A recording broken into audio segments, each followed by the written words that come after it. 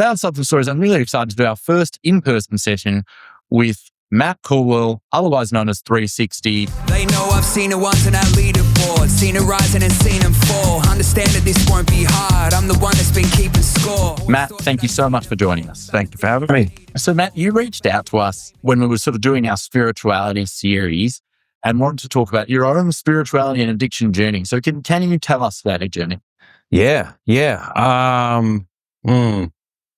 Trying to think where to start. So I was a big party animal when I was probably in my 18 to 19.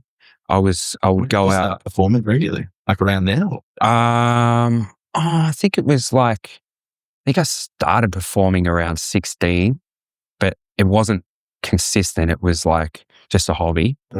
And music started taking off early 20s. So I was probably really started drinking heavily around probably 19, 20. Yeah. I started real late. It was only a weekend thing. Like I was on Centrelink. So it was like I didn't have much money. Sure. So it was only when I could afford to go on benders, hit the drink, and then started dabbling in cocaine and speed. And then music took off. And it was like, now I've got all this money. Why stop?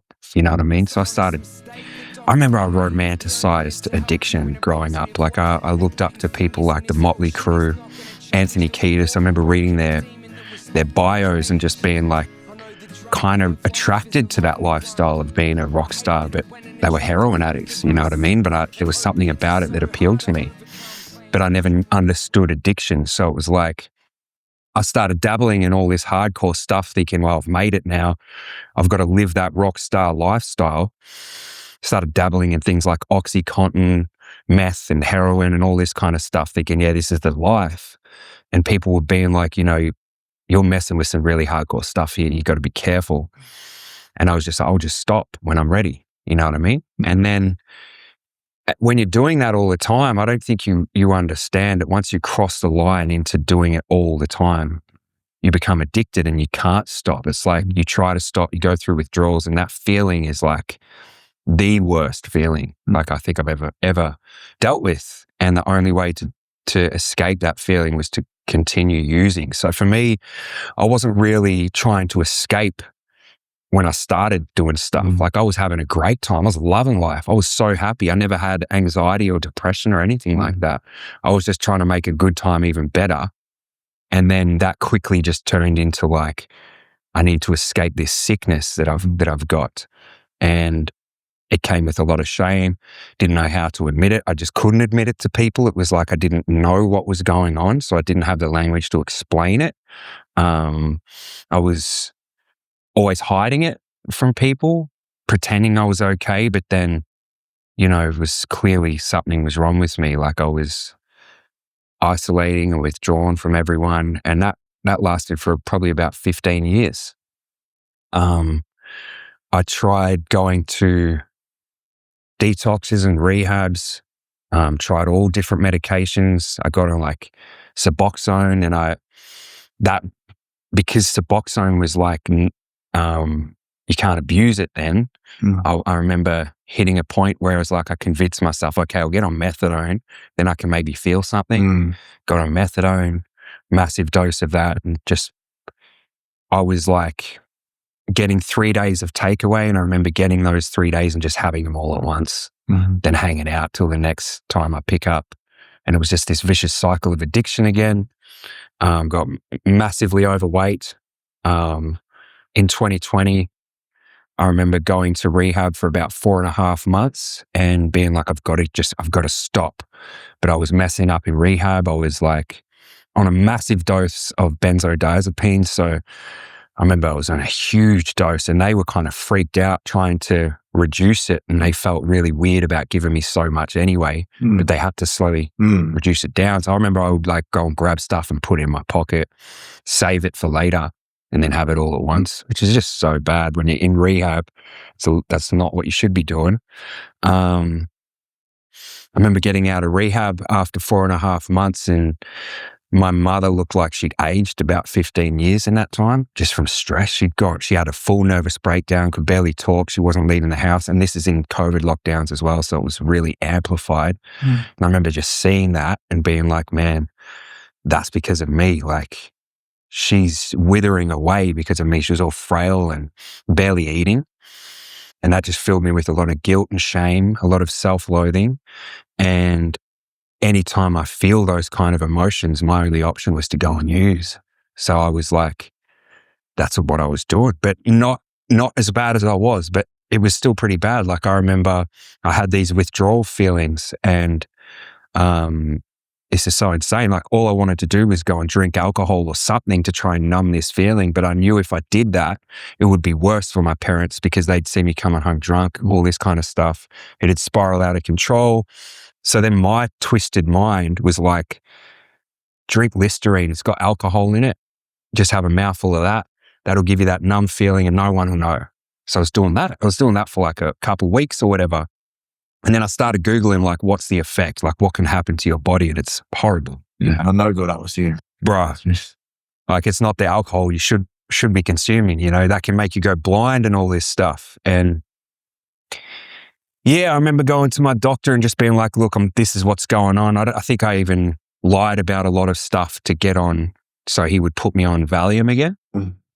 And then they put me on Suboxone, they put me on Valium again. And it was this process of just spending the last 6 years just slowly weaning off all this stuff. But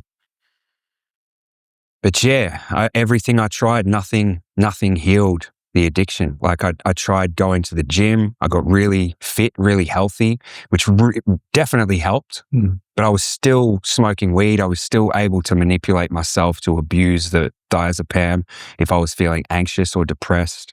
I had no problem with taking more. And then about 3 or 4 years ago, my best mate had this radical encounter with God. And he called me and he was like, man, I just got baptized. I'm born again Christian.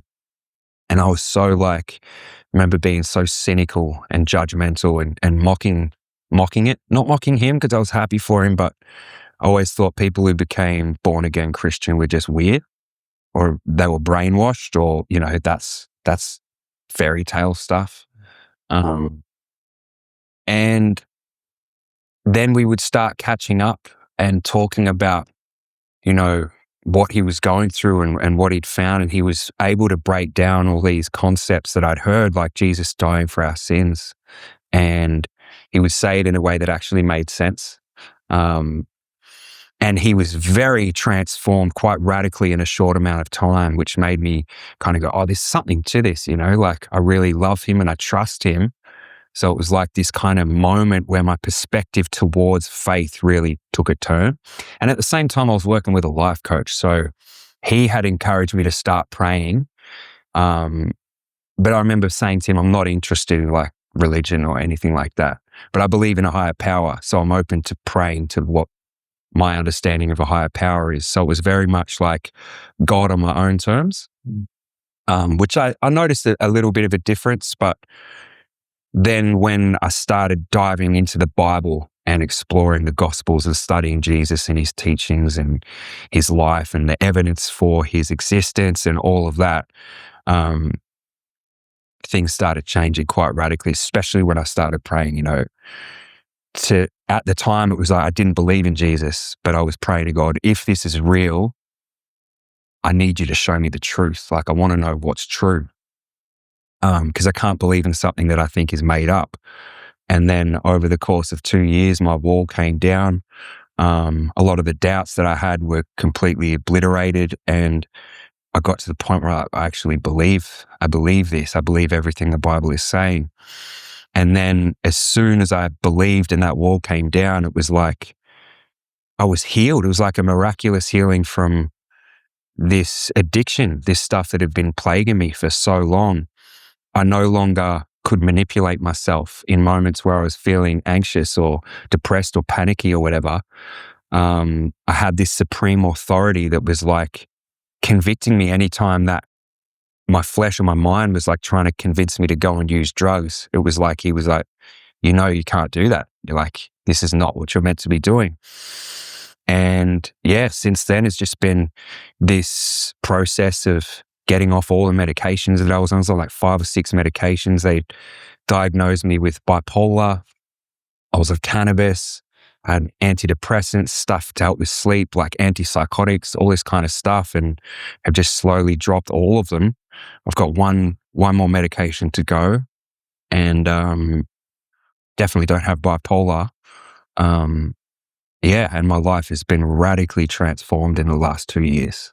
You were saying before the shame, right? Shame is something that I talked about before on the podcast. It's something I really, because I think, as you say, you feel shame about your use, but also the shame you feel about your use, funds more use, pushes you into more use. And you can get stuck in this shame cycle. One of the things I've noticed about people that have achieved long-term sobriety is it seems to be this complete lack of shame and ownership of who they are, and something so confident and impressive about it. And in your story, it struck me that is very unique to your spirituality and your religious awakening.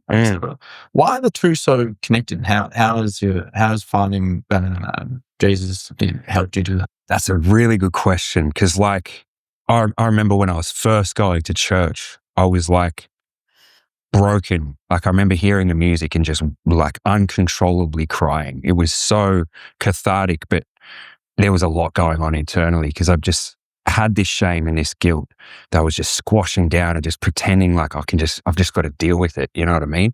Like I would come home at night, and I remember there'd be so many nights where I'd be so tired, and the shame, the guilt, I would get images of the lifestyle that I used to live, images of what I put my parents through, what they must be thinking of me. Like it was just this hatred, and it would keep me awake at night. And it got to the point where I accepted it as I've just got to learn to live with it. Like I'm never going to be able to let it go, because I just couldn't let it go. And it was a horrible feeling. And then going into that church, and the music would just let it all out. And it was almost like, I remember in one of the songs, it was like, come and lay your addictions at my feet. And it was just like, it was like God was tapping me on the head and saying, this is how you will reach forgiveness for yourself. And so that's I think one of the most powerful parts about Jesus is like him dying for our sins so that you no longer have to carry the weight of what you've done in the past is what healed everything, you know? Like it took me ages to get there, but once I did, I remember going to this church service and talking to one of the elders there, and he was like, I remember saying, look, I just can't believe in it. Like I've got all this shame that I can't let go of. And he said, you saying that you can't let go of any of that shame is saying that what Jesus did on the cross isn't enough. And I remember that just broke me, because I was starting to really resonate with the story and starting to have the wall come down. And then he said that, and I was like, wow. So it's like I don't have to carry all this stuff and shame myself about everything that's been wiped clean. Like he paid for it all. And then it was just gone. It was all the shame has disappeared. I have moments where I like think about stuff from the past and be like, man, that's not how I want to be living, how I should have been living, but it doesn't plague me anymore. Yeah, this is the difference between, I guess, like acceptance and shame, right? We can accept, just because we don't necessarily destroy ourselves or the shame thing doesn't mean we condone or improve this act. Yeah, 100%. It's funny in Australian society, and I think about the music, is that it's not a big deal if you just come out and say, oh, I have mental illness or I have addiction, but it is a big deal if you would come out and say, I am Christian. Were you nervous when you sort of came out, so to speak, to your fan base? Were you nervous that you lose a lot of people and I said, this isn't what we're about? Oh, mate, I was petrified. I was, it's been bizarre, because I remember when I really started believing, I got like a cross necklace, and every time I went out, I was tucking it in. Because I was like, I was so judgmental towards Christians that I thought that was going to get me the same treatment. And I think in the past, my life was kind of dictated. Where I would go was dictated by what people would approve of. I wanted people to love me and approve of me so much that I knew that walking this path was going to cause a lot of people to turn on me and hate me, which I think was a big fear of mine. Even just talking about it, like I was convinced this is going to destroy my career. You know, like we went on tour last year and in July, and right when we put the the tickets on sale was like right when I was really going hard, like talking about it, and people were like, dude, what are you doing? Like, no one's gonna come to this show. Like it's gonna turn them all away. It had gotten to the point where it was like, I need to just be authentic with where I'm at. Like, I know that it will probably turn people away, but I can't be dishonest now. And when I was tucking my chain too, I feel like it was God just being like, don't you ever tuck your chain for anyone. If you want to tuck it in because you just wanted to look different that day, that's fine. But out of shame or guilt or fear of what people think, don't ever do that. There was a lot of fear around it, man. But he's been just slowly patient with me, giving me strength to be bold and courageous in those areas. It's been amazing, man. It's so weird to me because, and you were saying like the rock and roll lifestyle, and I've had patients in the music industry, and that is here similar thing. It's an industry very conducive to drug and alcohol, and I would feel like coming out and saying, "Oh, I have an addiction." I don't think anyone would worry about ticket sales. But coming out and saying, "I found God." It's what does that say about, I don't know, the music industry, Australian society? It's bizarre. It's a really good point, eh? Like you can say that. I go into psych ward and rehabs and that, and people. Yeah, that's roll. Yeah, it is kind of bizarre, isn't it? Do you have that visceral reaction when you hear the name Jesus? Like when people, I think what you say about it's being used in the past, it depends on how it's, when people are out there. I think often in today's society there are people espousing what I would consider non-Christian values, as a non-Christian myself, I guess. But like, to me, Christian values would be love your neighbour, care for the meek. These are sort of the values that I would think of as Christian, charitable values. And I think that, as you're saying, in today's society, especially conservative, probably American voices that you hear sort of on the thing of sort of espousing quite the opposite of that, sort of hateful messages and attaching Jesus' name to that. And that I find quite, I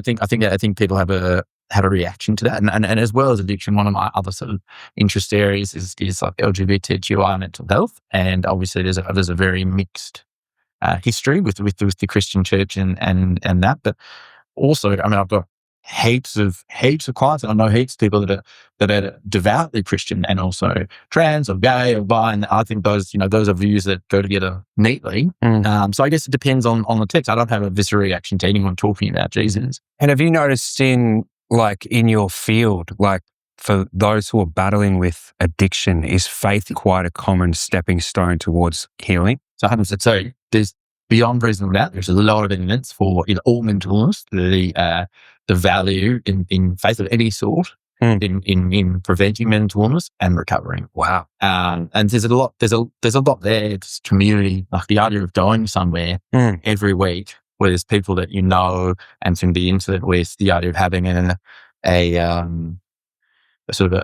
elder to go talk to, get advice from, I think there's a lot missing in modern society where we've sort of secularized a lot.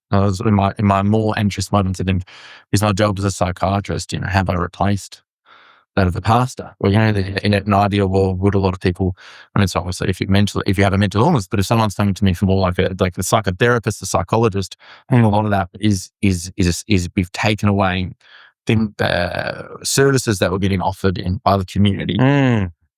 So where is your belief at with, like, do you believe in God? Are you atheist? How do I say about my own religion? I think that I was born and bar mitzvahed Jewish. I went to an Anglican school. And so I was always, I guess I grew up too Christian to be Jewish and too Jewish to be Christian.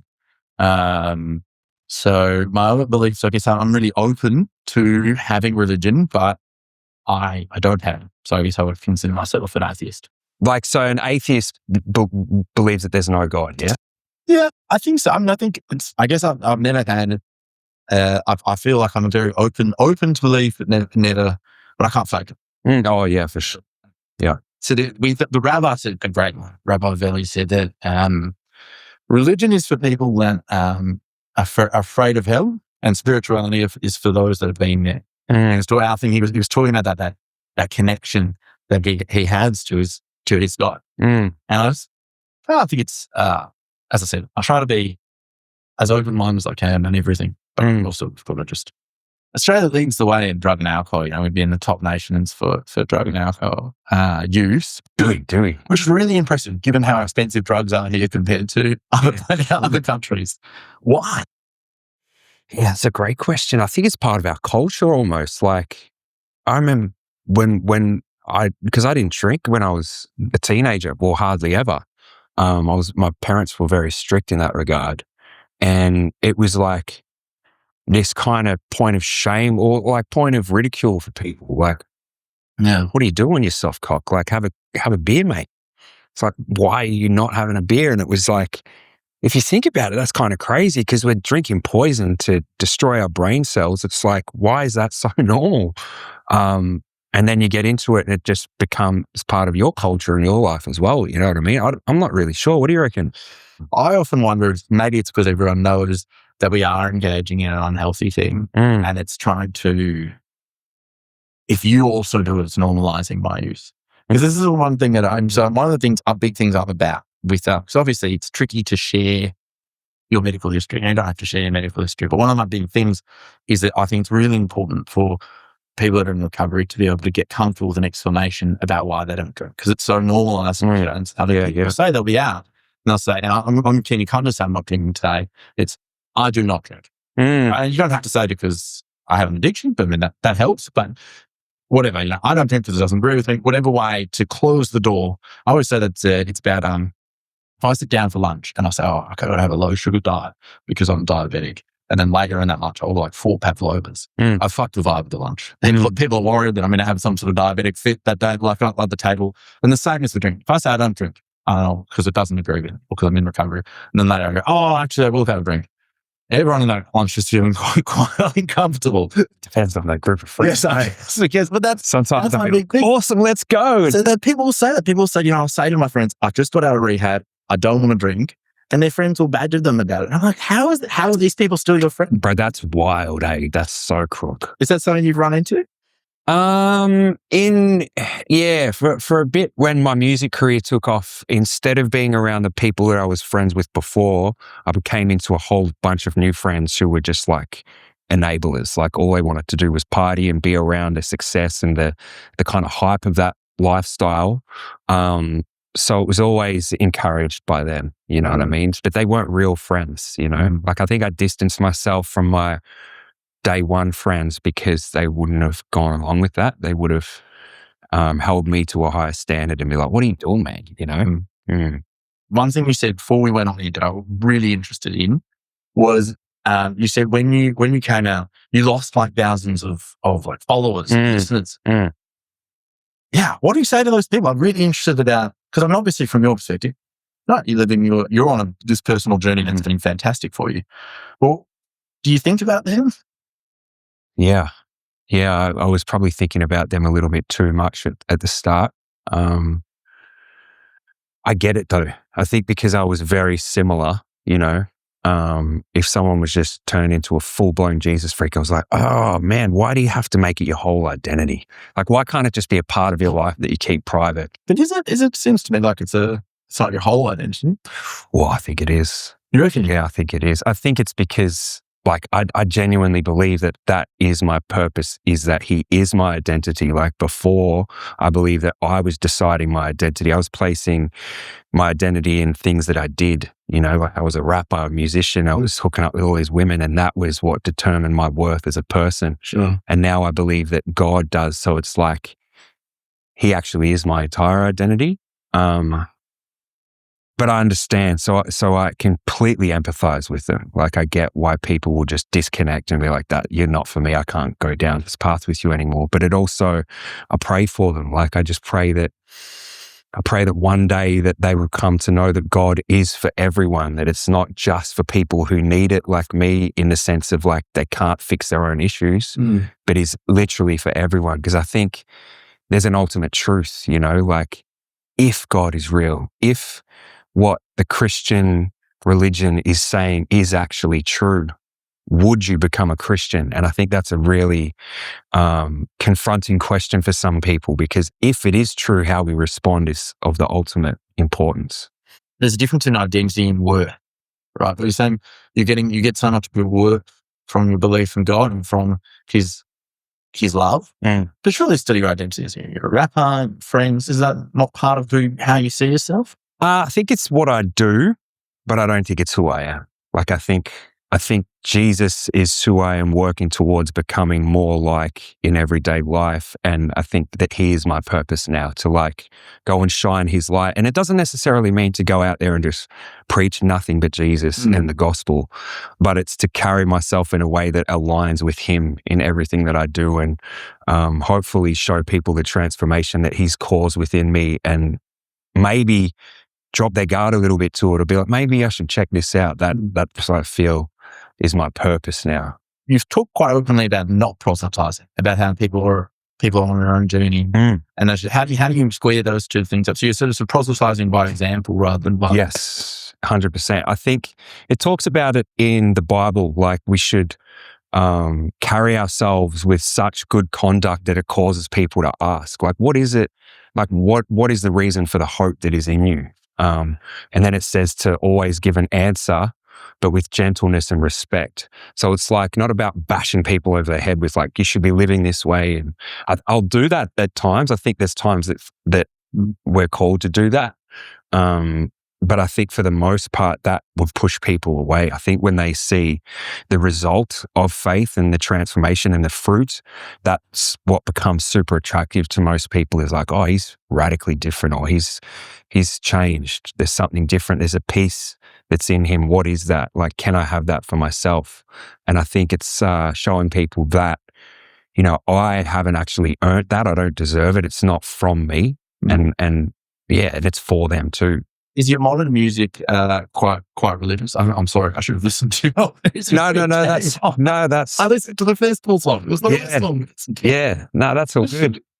So this is a good question too, because like my most recent album I released last July, which is I think my fifth album, and it was written about a year before I released it. And so I was still wrestling with God. I was still on the verge of coming to Jesus.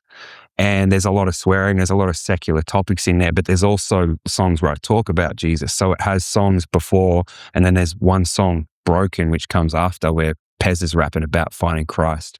And then there's a song called Holding On where I talk about it as well. This is me on that healthy tip. Make the most of my health and family, redefining what wealthy is. Understand that it's up to him. He decides what your value is. He the one who gon' help you win when there's no escaping that hell you in.